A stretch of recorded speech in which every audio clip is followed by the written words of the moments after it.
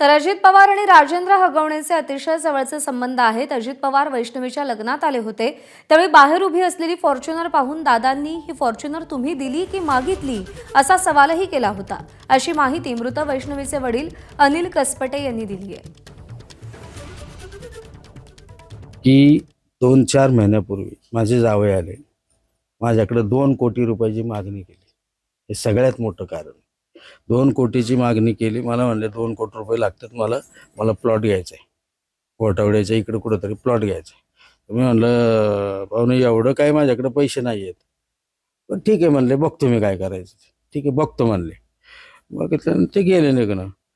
पण त्यावेळेस मला काय म्हणले की तू मला नाही देता येत तर मग तुमचे ते तुम्ही ज्यांच्याशी जॉईंट व्हेंचर केलेले त्यांच्याकडे मी जातो, तुमची ओळख येतं, तुम्ही मला त्यांना फोन करून सांगा की माझे पाहुणे येतात, असं असं हे करा। मग त्यानंतर तिथून पुढं तर मग जास्तच मग ते मारामारीचं या नंद्याने केलं, हे केलं, ते सगळं त्याचं माझं 1000% हाच आहे की माझ्या मुलीला पैशासाठीच मारलं।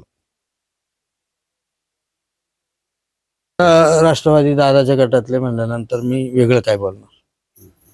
दादांना माझी एकच विनंती आहे की यांनी वेळी त्यांना अटक करावं। लग्नाला अजित दादा आज लग्नाला होते, ते कमीत कमी अर्धा पाऊण तासभर लग्नाला होते। त्यांना आशीर्वाद द्यायला आले होते दादा।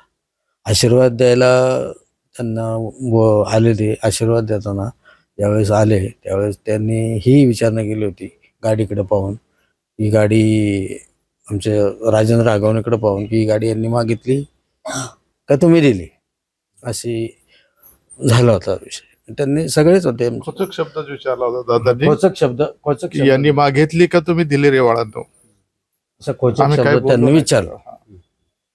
हशा झाला थोडा तिथं त्यावेळेस। एबीपी माझा, उघडा डोळे बघा नीट।